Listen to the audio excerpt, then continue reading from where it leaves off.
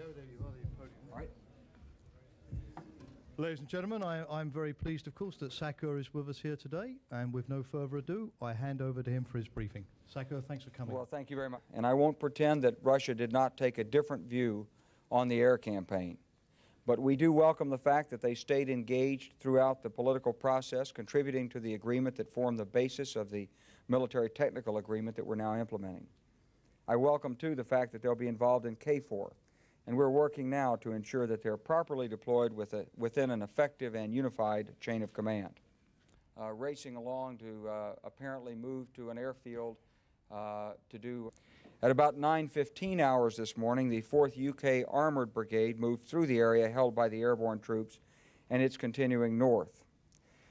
In addition, its reconnaissance battalion and elements from 5th Airborne Brigade are currently in the vicinity of Pristina airfield, well over 20 kilometers into Kosovo. Now another huge task is underway. Getting the Serb forces out and our forces in is a huge logistical operation which is not risk-free.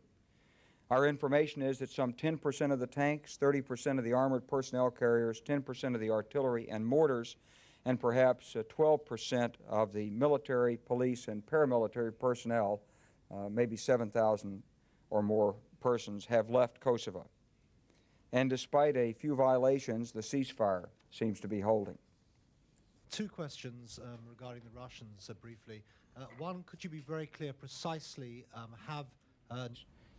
we're at the beginning of a process of trying to make contact with all of the armed groups inside Kosovo, the KLA being one amongst those groups.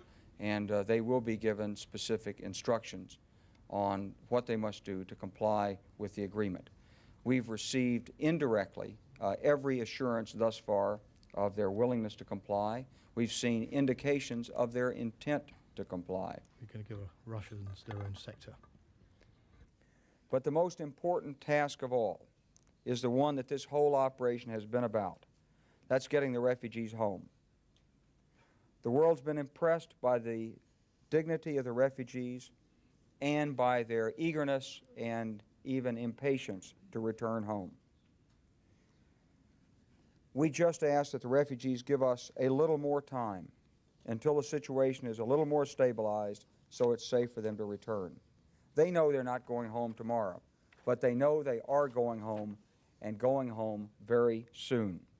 If this is an ongoing political level discussion that's been held on a bilateral basis, and shortly will be brought into 3 o'clock. So thank you very much. Good afternoon.